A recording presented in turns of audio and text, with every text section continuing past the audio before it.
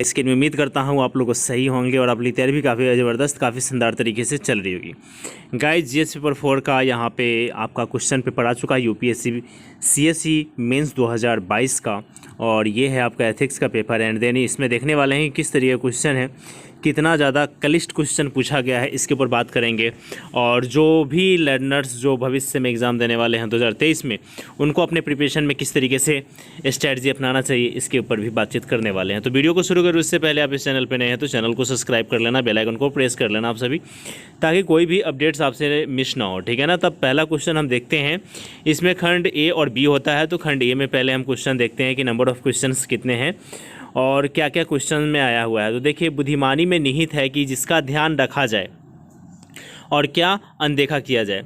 बुद्धिमानी में निहित है किसका ध्यान रखा जाए और क्या अनदेखा किया जाए, पहला पॉइंट ये है हमारा। दूसरा पॉइंट ये कह रहा है कि नौकरशाही में अपने सामने के मुख्य मुद्दों को अनदेखा करते हुए परिधि में लीन रहने वाले अधिकारी दुर्लभ नहीं है, ठीक है। उसके बाद जो लाइन है वो ये है, कह रहा है क्या आप इस बात से सहमत हैं कि प्रशासन की इस तरह की व्यवस्था प्रभावी सेवा वितरण और सुशासन की लक्ष्य प्राप्ति की प्रक्रिया में न्याय की विवंडना है, ठीक है ना, विवंडना, विश्लेषणात्मक मूल्यांकन करना है। तो काफ़ी गजब का क्वेश्चन पूछा है भाई साहब, मेरे को भी सोचने में मजबूर कर दिया इसने। तो बुद्धिमानी में नियत है किसका ध्यान रखा जाए और अनदेखा किया जाए, वाह। चलिए बी नंबर क्वेश्चन देखते हैं। बी नंबर क्वेश्चन ये है कि बौद्धिक दक्षता और नैतिक गुण के अलावा सहानुभूति और करुणा कुछ अन्य महत्वपूर्ण वैशिष्ट हैं जो सिविल सेवकों के निर्णायक मामले को सुलझाने अथवा महत्वपूर्ण निर्णय लेने में अधिक सक्षम बनाते हैं। देखो, ये क्वेश्चन करना आप लोगों के लिए काफ़ी ज़्यादा ईजी होने वाला है, किंतु इसमें आपको ध्यान देना पड़ेगा कि जो यहाँ पे जो शब्द दिया गया है, ठीक है ना, जो भी मेन वर्ड हाईलाइट्स किए गए हैं उसी शब्द के अकॉर्डिंग अगर आप खेलेंगे तो इस क्वेश्चन को कर लेंगे इजली वे में। जैसे कि बौद्धिक दक्षता की बात करता है और नैतिक गुणों की बात करता है, तो इसके साथ आप जाएंगे तो आराम से कर लेंगे, इधर उधर भटकेंगे तो फिर दिक्कत हो जाएगा। सभी सिविल सेवकों को प्रदान किए गए नियम और विनियम समान है, ये बात तो सही है भैया। फिर भी प्रदर्शन में अंतर है वाकई में, क्योंकि सबका सोचने समझने का क्षमता अलग अलग होता है। सकारात्मक सोच वाले अधिकारी नियमों और विनियमों के मामलों के दक्ष में व्याख्या करने और सफलता प्राप्त करने में समर्थ होते हैं, जबकि नकारात्मक सोच वाले अधिकारी मामलों के खिलाफ समान नियम और विनियम की व्याख्या करके लक्ष्य प्राप्त करने में असमर्थ होते हैं। देखो गाइस, अगर आप अपने दोस्त रूममेट के साथ ही ले लो तो आप जिस तरीके से सोचते होंगे आपका रूममेट उस तरीके से नहीं सोचता होगा।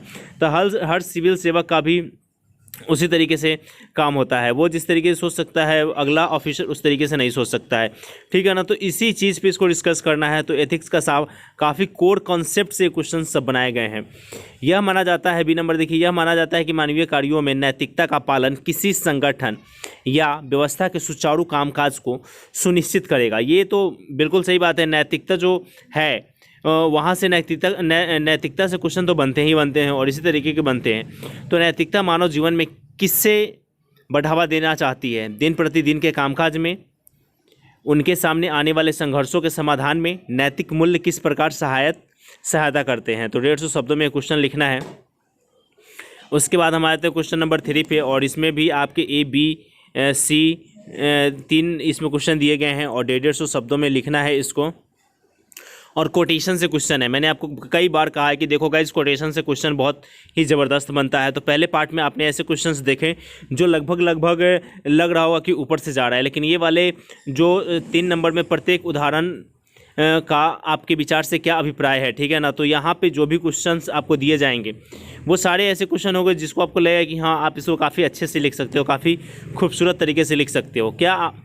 तो इसमें 3 नंबर का ए देखते हैं, आपको क्या करने का अधिकार है और आपको क्या करना उचित है के बीच के अंतर को जानना नैतिकता है, ठीक है ना। तो ये भी एक कोटेशन है पॉटर स्टीवर्ट का, तो उनके ये कोटेशन से ये क्वेश्चन आया है।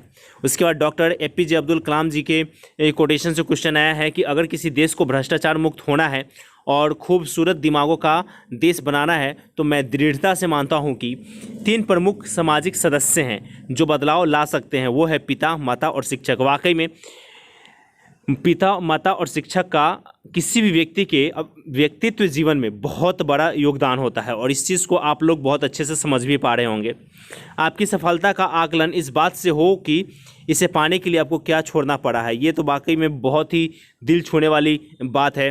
दलाई लामा जी का ये शब्द है और इन्होंने कहा है कि आपकी सफलता का आकलन इस बात से हो कि इसे पाने के लिए आपको क्या छोड़ना पड़ता है।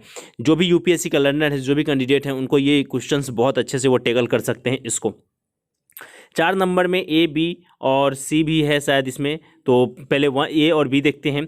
सुशासन से आप क्या समझते हैं? देखो, ये पहला क्वेश्चन से यही होता है कि गुड गवर्नेंस है क्या, और जिस तरह से अभी के प्रेजेंट गवर्नमेंट में गुड गवर्नेंस को लेकर के बहुत ज़्यादा न्यूज़, यूँ कहा जाए तो पॉलिसीज़, इनिशिएटिव और प्रोग्राम चल रहे हैं, तो ये क्वेश्चन तो बनना लाजमी था। तो 4 का ए कि सुशासन से आप क्या समझते हो? राज्य द्वारा ई शासन के मामले में उठाई गई हालिया पहल ने लाभार्थियों को कहाँ तक सहायता पहुंचाई है, और प्रयुक्त उदाहरण के साथ आपको इसकी विवेचना करना है। देखो, बहुत सारे स्टेट गवर्नमेंट, बहुत सारे छोटे छोटे जो जुडिशियल फॉर्म है वहाँ पे अब जो ई शासन है यानी कि ई गवर्नेंस है, इसके अकॉर्डिंग बहुत सारा वर्क होना शुरू हो गया, यानी कि पेपरलेस तरीके से भी काम होना शुरू हो गया है।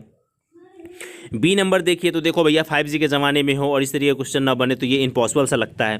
तो ये क्वेश्चन तो लाजमी ही थे कि ऑनलाइन पद्धति का उपयोग प्रतिदिन प्रशासन की बैठकों, संस्थानिक अनुमोदन और शिक्षा क्षेत्र में शिक्षण तथा अधिगमन से लेकर के स्वास्थ्य क्षेत्र में सक्षम अधिकारी के अनुमोदन से टेलीमेडिसिन तक लोकप्रिय हो रहा है। ठीक है ना? इसमें कोई संदेह नहीं है कि लाभार्थी और व्यवस्था दोनों के लिए बड़े पैमाने पर इसके लाभ और हानियां है, विशेषतः समाज के कमजोर समुदाय के लिए। और ऑनलाइन पद्धति के उपयोग में शामिल नैतिक मामलों का वर्णन कीजिए। ये काफ़ी ज़बरदस्त क्वेश्चन है, एक एक करके आप तोड़ोगे तो ये क्वेश्चन आप इजली वे में कर ले जाओगे। 5 का ए और बी देखेंगे तो इसमें हम देखते हैं क्वेश्चन नंबर ए पहले। तो 5 का ए पहले देखते हैं। इसमें कह रहा है कि पिछले 7 महीने से रूस और वाह वाह वाह वाह वाह वाह, क्या बात है, ये क्वेश्चन देख के दिल खुश हो गया।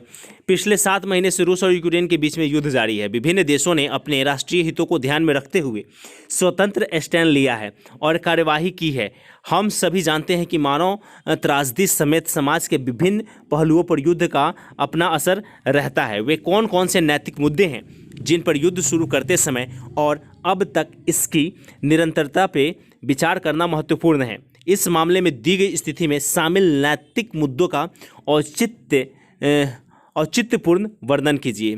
ये तो वाकई ज़बरदस्त क्वेश्चन है। देखो, यहाँ पे 30 शब्दों में इसका संक्षिप्त विवरण करना है। तो संवैधानिक नैतिकता क्या है, कॉन्स्टिट्यूशनल मोरालिटीज़ क्या है। तो आप एथिक्स का जब क्लास लेते हैं तो ये सारी चीज़ें फर्स्ट डे या सेकेंड क्लास में ही ये सब पढ़ा दिया जाता है। तो फिर ये कन्फ्लिक्ट ऑफ इंटरेस्ट क्या है, यानी कि हितों का संघर्ष क्या है, सार्वजनिक जीवन में सत्यनिष्ठा क्या है, तो ये मुझे एक्सप्लेन करने की जरूरत नहीं है, ये सारी चीज़ें आपको बहुत अच्छे से समझ में आ रहा होगा। 4 नंबर में है कि डिजिटलीकरण की चुनौती क्या है, चैलेंजेस ऑफ डिजिटलाइजेशन है, कर्तव्य निष्ठा यानी कि डिवोशन ऑफ ड्यूटी है। उसके बाद भ्रष्टाचार, 6 के ए में देखेंगे भ्रष्टाचार सूचक यानी कि संबंधित अधिकारियों को भ्रष्टाचार और अवैध गतिविधियां, गलत काम और दुराचार की रिपोर्ट करता है। वह निहित स्वार्थ, आरोपी व्यक्ति तथा उनकी टीम द्वारा गंभीर खतरों, शारीरिक नुकसान और उत्पीड़न के चपेट में आने का जोखिम उठाता है। आप भ्रष्टाचार सूचक व्हिसल ब्लोअर की सुरक्षा के लिए यानी कि व्हिसल ब्लोअर की सुरक्षा के लिए मजबूत सुरक्षा व्यवस्था किन नीतिगत उपायों का सुझाव देंगे। देखो, इसमें बहुत सारे आपके टॉपिक का यहाँ पे तड़का लगाना पड़ेगा। यूँ कहा जाए तो आपको व्हिसल ब्लोअर जो भी है उसके बारे में आपको थोड़ी मोड़ी जानकारी इकट्ठा करना पड़ेंगे। कॉन्स्टिट्यूशनल फॉर्मेट यानी कि पॉलिटी का थोड़ा मोड़ा सहारा लेना पड़ेगा। फिर इसके लिए जो भी एक्ट्स बनाए गए हैं ये सारी चीज़ों को सहारा लेंगे तभी जाकर ये क्वेश्चन टेकल हो पाएंगे। ठीक है ना? बी नंबर क्वेश्चन देखते हैं। तो बी नंबर क्वेश्चन है, समकालीन दुनिया में धन और रोजगार उत्पन्न करने में कॉर्पोरेट क्षेत्र का योगदान बढ़ रहा है। वाकई में सही बात है। ऐसा करने में वे जलवायु, पर्यावरणीय संसाधनीयता और मानवता की जीवन स्थिति पर अप्रत्याशित हमले कर रहे हैं। इस पृष्ठभूमि में क्या आप जानते हैं कि कॉर्पोरेट सामाजिक जिम्मेवारी कॉर्पोरेट जगत में आवश्यक सामाजिक भूमिकाओं और जिम्मेवारियों को पूरा करने में सक्षम है और अपर्याप्त है, जिसके लिए CSR अनिवार्य है, ठीक है ना। तो ये भी क्वेश्चन आपको करेंट का ही तड़का लगाया गया है इसमें।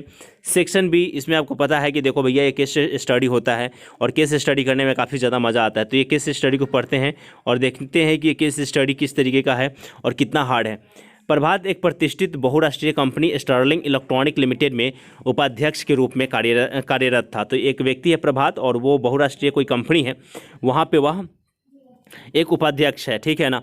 लेकिन फिलहाल कंपनी मुश्किल दौर से गुजर रही थी क्योंकि पिछले 2 तिमाही से बिक्री में लगातार गिरावट का रुख दिखाई पड़ रहा था। उसका डिवीज़न जो अब तक कंपनी के वित्तीय स्वास्थ्य में एक प्रमुख राजस्व अंशदाता था, अब उसके लिए कुछ बड़े सरकारी ऑर्डर प्राप्त करने के लिए भरसक प्रयास कर रहा था, लेकिन उसके सर्वोत्तम प्रयास को कोई भी सकारात्मक सफलता नहीं मिली। उसकी कंपनी पेशेवर थी और उसके स्थानीय मालिकों पर उसके लंदन स्थित मुख्यालय की ओर से कुछ सकारात्मक परिणाम प्रदर्शित करने का दबाव था। कार्यकारी निर्देशक यानी कि भारतीय प्रमुख द्वारा की गई पिछली कार्यवाही समीक्षा बैठक में उसे खराब प्रदर्शन के लिए फटकार लगाई गई थी। किसको? यानी कि प्रभात को फटकार लगाई गई थी। उसने उन्हें आश्वासन दिया था कि डिवीज़न ग्वालियर के पास एक गुप्त संस्थान के लिए रक्षा मंत्रालय से एक विशेष अनुबंध पर काम कर रहा है और जल्द ही निविदा जमा की जा रही है। वह अत्यधिक दबाव में था और बहुत परेशान था, जिस बात से हालात को और बदतर बना दिया, और वह थी ऊपर से एक चेतावनी की यदि कंपनी के पक्ष में सौदा नहीं हुआ तो उसका डिवीज़न बंद करना पड़ सकता है और उसे अपनी लाभप्रद नौकरी छोड़नी पड़ सकती है। ओके, एक और आयाम था जो उसे गहरी मानसिकता यातना और पीड़ा पहुंचा रहा था। यह उसके व्यक्तिगत अनिश्चित वित्तीय स्वास्थ्य से संबंधित था। वह 2 स्कूल कॉलेज जाने वाले बच्चों और अपनी बीमार बूढ़ी माँ वाले परिवार में अकेला कमाने वाला था। शिक्षा, देखो भैया, अब देखो कितना भयंकर इस क्वेश्चन को यहाँ से ट्विस्ट किया जा रहा है। देखो, कह रहा है कि प्रभात नाम का व्यक्ति है, ठीक है ना, उसके ऊपर कंपनी का दबाव है कि आपको एक डील करना है और डील आपके पक्ष में होना चाहिए। अगर वो डील नहीं होगा तो आप नौकरी गंवाओगे।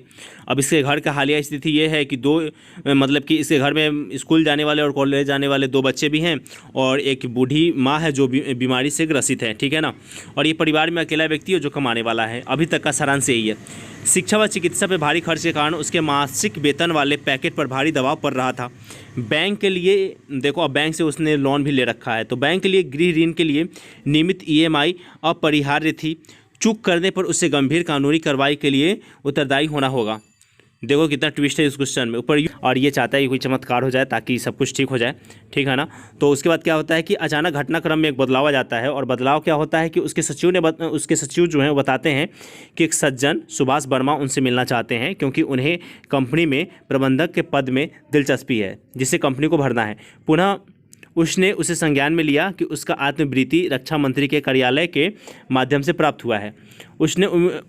उसने उम्मीदवार सुभाष वर्मा के साक्षात्कार के दौरान उसने तकनीकी रूप से मजबूत, साधन संपन्न और अनुभवी विक्रेता महसूस किया। ऐसा प्रतीत होता था कि वह निविदा प्रक्रिया से भलीभांति परिचित है और इस संबंध में अनुवर्ती कार्रवाई, ठीक है ना। तो ये क्वेश्चंस आप देख सकते हो। तो ये आपका केस स्टडी वाला ये पार्ट है। तो केस स्टडी वाले पार्ट का जो अभी क्वेश्चंस है वो मैं अपलोड कर दूंगा, ठीक है ना गाइज, थोड़ी देर में। तो ये सारे क्वेश्चंस है और उम्मीद करता हूँ कि वीडियो ये आप लोगों को पसंद आई होगी। क्वेश्चंस का लेवल देखा जाए तो काफ़ी ज़्यादा इजी नहीं है। और यहाँ पे जैसे कि आपने एसे का पेपर देखा था और आपने एथिक्स का पेपर देखा है, और ये 2 ऐसे खंड है जहाँ से बहुत ज़्यादा क्वेश्चंस, बहुत ज़्यादा मार्किंग उठाए जाते हैं। और इस बार का पेपर देख करके लगता नहीं है कि मार्किंग इतना ज़्यादा उठाए जा सकते हैं। तो मेरा तो ओपिनियन ये है, आपका ओपिनियन क्या है कमेंट बॉक्स में कमेंट करके आप बता सकते हैं। वीडियो अच्छी लगे तो like, rate, review and share करना मत भूलिएगा। Thank you so much everyone. जय हिंद।